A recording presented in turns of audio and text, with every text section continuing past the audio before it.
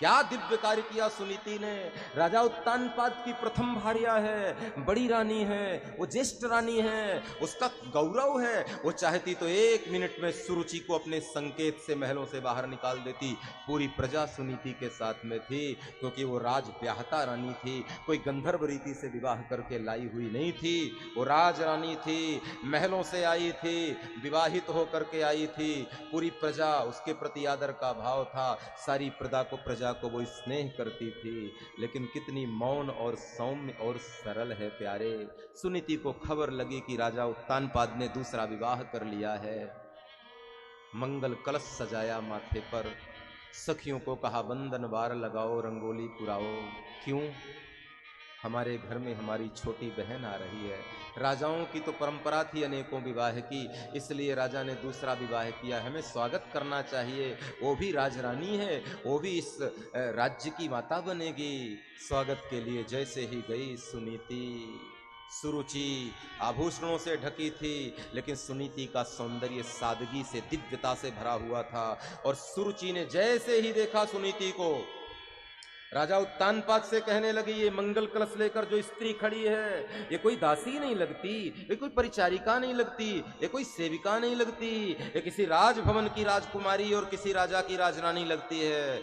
तेज व्यक्ति कितना भी छिपाएगा अपना प्यारे, वो तेज फटे वस्त्रों में भी सुशोभित होने लगता है। जिसके जीवन में दिव्यता होती है, जिसके जीवन में दिव्य तेज से आच्छादित जिसका जीवन होता है, उसका शांत और सहज वैभव भी उसके सौंदर्य और उसकी दिव्यता का वर्णन कर देता है।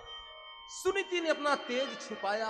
सुनीति कहती, नहीं नहीं नहीं, ये कोई दासी नहीं है, ये कोई सेविका सी नहीं लग रही है, ये कोई परिचारिका नहीं है, ये तुम्हारे भवन में कार्य करने वाली कोई सेविका नहीं, ये कोई राजा की राजकुमारी, किसी राजा की राजरानी लगती है। पहले इसका परिचय दो, तभी घर के अंदर चरण रखूंगी। कौन है जिसके चेहरे में तेज दिखाई दे रहा है, जिसके चेहरे में कांति दिखाई दे रही है, जिसकी आंखों में चरित्र, सदाचार, संयम दिखाई दे रहा है, जिसका मन और हृदय, वाणी, विवेक, शांत रस से भरा हुआ है?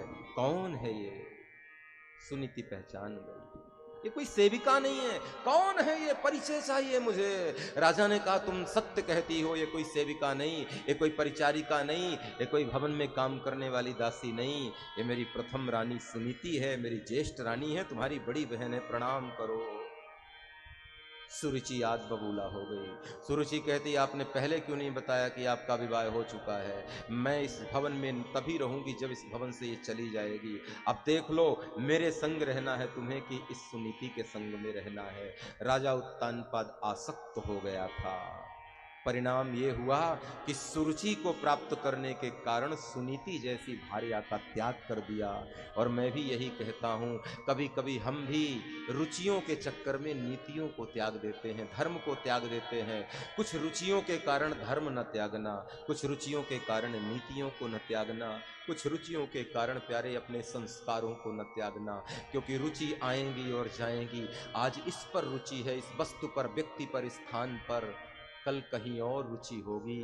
लेकिन संस्कार यदि चले गए तो वो फिर कभी वापस नहीं आने वाले।